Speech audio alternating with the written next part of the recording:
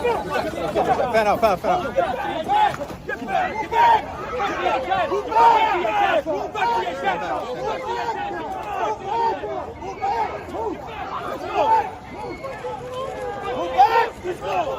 Move back! Move back, are you okay?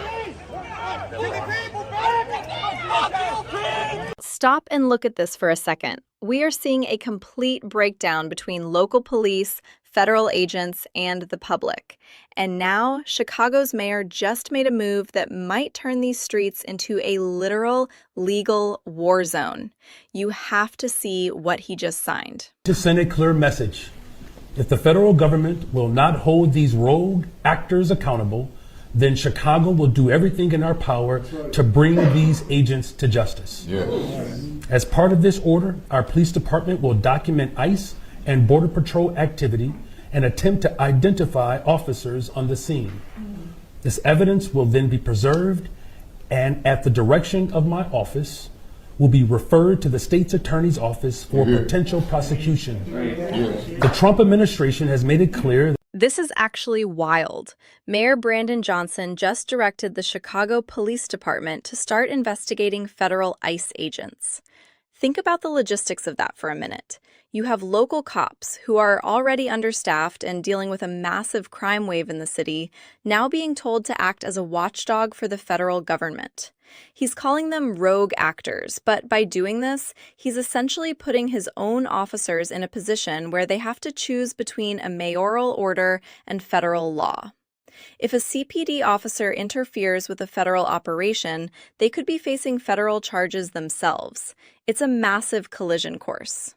The mayor says he's preparing the city for federal enforcement, but it looks more like he's setting the stage for a constitutional crisis right in the middle of Chicago. Did you catch the faces of the people behind him?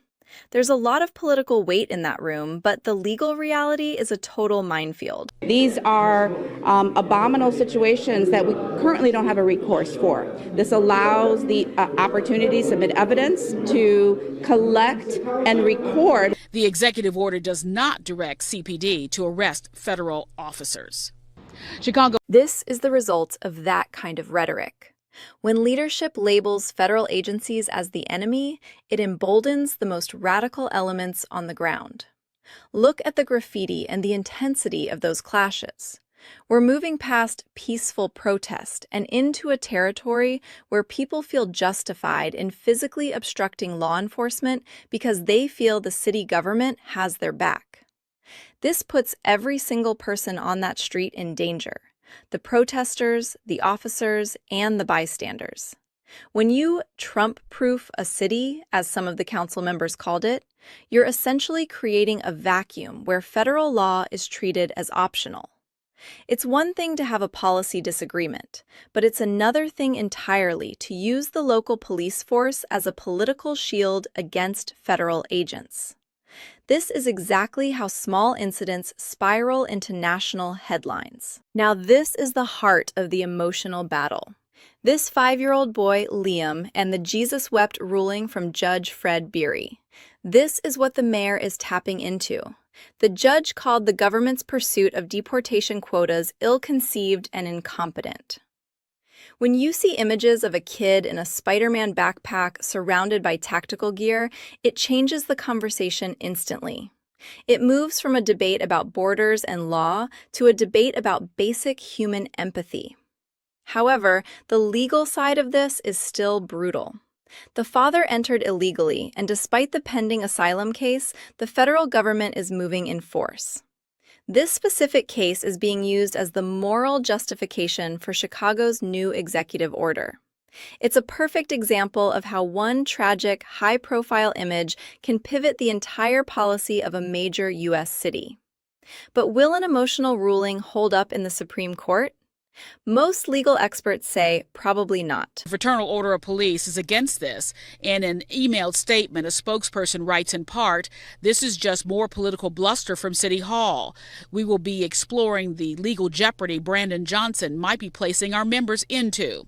Check out the response from the Fraternal Order of Police here. They aren't just annoyed, they are sounding the alarm. They called this political bluster and warned about the legal jeopardy the mayor is placing their members into. Imagine being a beat cop in Chicago. You're already stretched thin, and now you have a manual telling you to document federal agents, preserve body cam footage of their actions, and refer them for prosecution. The FOP knows that if an officer follows this order too aggressively, they lose their qualified immunity and face the full weight of the Department of Justice. It's a move that creates a massive rift between the mayor's office and the actual boots on the ground.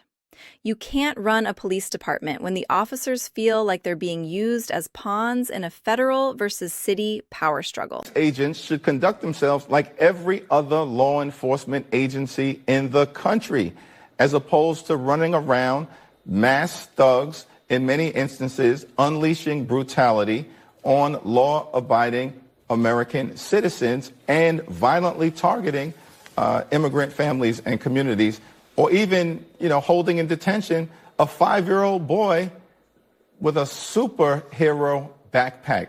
Hakeem Jeffries is taking it a step further, calling these agents masked thugs unleashing brutality. That is incredibly heavy language coming from a top congressional leader. It shows that this isn't just a Chicago problem. It's a coordinated narrative at the highest levels of the party. By labeling federal law enforcement this way, they are justifying the mayor's decision to treat ICE as a criminal entity rather than a partner. But here's the reality check. Federal agents have absolute immunity for actions taken within their federal scope. A state attorney trying to prosecute an ICE agent for doing their job is a legal non-starter that will get tossed out of court in minutes. So why do it? It's all about the optics. It's about showing the base that they are fighting back, even if that fight has no legal legs to stand on. This is a turning point for American cities. Is this protection or a provocation? Let me know what you think in the comments. Don't forget to sub for more deep dives.